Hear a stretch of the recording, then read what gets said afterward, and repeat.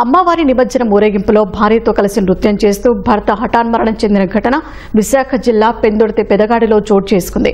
నిన్న రాత్రి జరిగిన ఊరేగింపులో దంపతులు త్రినాథ్ లక్ష్మి ఉత్సాహంగా నృత్యం చేస్తుండగా త్రినాథ్ ఒక్కసారిగా కుప్పకూలారు. గ్రామస్తులు వెంటనే ఆసుపత్రికి తరలించగా అప్పటికే మృతి చెందినట్లు వైద్యులు తెలిపారు. దీంతో పండుగ వేళ గ్రామంలో విషాద ఛాయలు అలుముకున్నాయి.